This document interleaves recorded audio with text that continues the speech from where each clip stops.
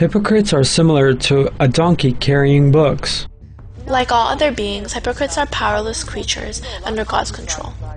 If God had desired to do so, He wouldn't have created hypocrites and there wouldn't be an element of mischief among Muslims.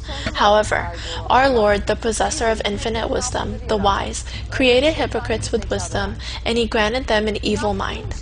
This evil mind of hypocrites is sure to lose against the Quranic wisdom of the believers. The hypocritical intellect only helps hypocrites to play little cunning games and gain the admiration of the unbelievers. Hypocrites make use of their intellect to educate themselves and masquerade as sophisticated people so that they can win the unbelievers' favor. It is a remarkable quality to be knowledgeable. However, believers know that, like all other blessings, this too is by the grace of God, and that they have been granted this blessing to use it in the way of God. The society of unbelievers, however, cherish one's education, career, position, popular knowledge, foreign languages he speaks, the books he reads, the intellectual movements he is familiar with, the places he has been, and so on, as matters of arrogance and vanity.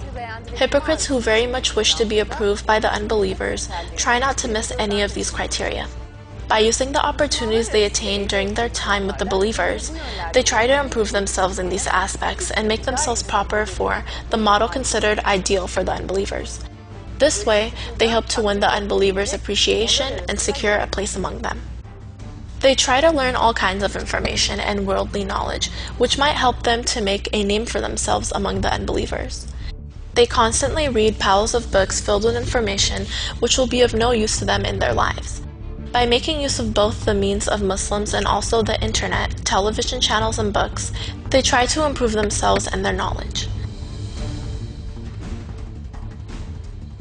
There is no doubt that it is good if someone improves his knowledge and information on every subject. Muslims are also people who are known for their vast knowledge. Yet, Muslims make use of every single bit of information they learn for their benefit of humankind and to uncover what is good. Nevertheless, hypocrites learn something not because they want to make use of it for the good of Islam, but because they want to show off to unbelievers and to gain a reputation among them.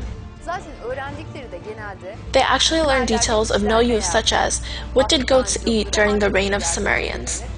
The African antelopes were poisoned when they ate which plant?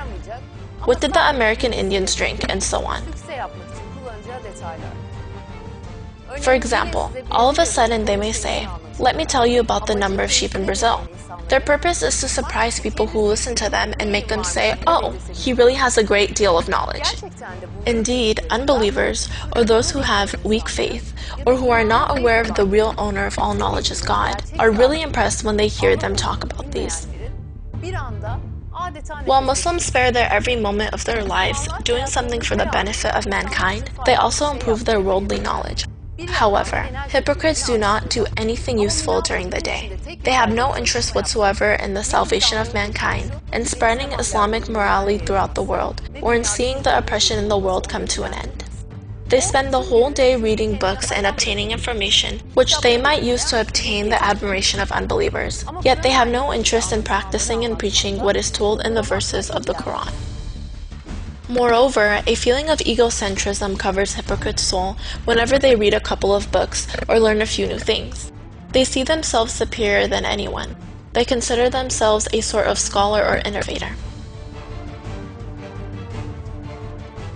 No matter how much information a person may have, his efforts will do him no good as long as something is missing in his soul and heart, and unless he has a Quranic reasoning to make wise use of that information. What makes someone worthy is the beauty in his heart and the values he cherishes in his heart.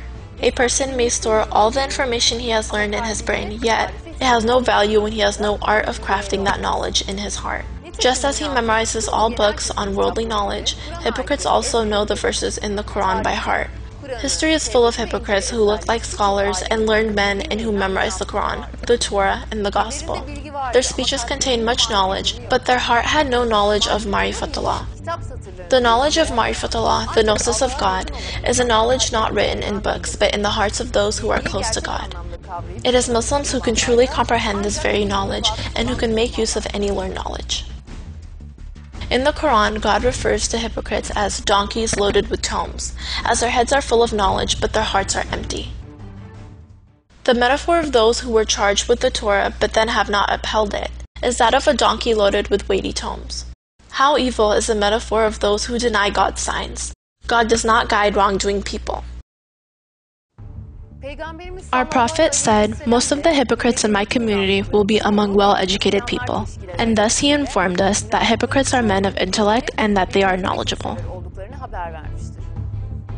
Nevertheless, it should be noted here again that reading and being knowledgeable are surely pleasant features. However, the hypocrites' knowledge does not serve to their benefit, but only to their detriment. Every single hypocrite who has ever lived during the course of history has perhaps read hundreds of books on hundreds of subjects, but they could not make practical use of this knowledge.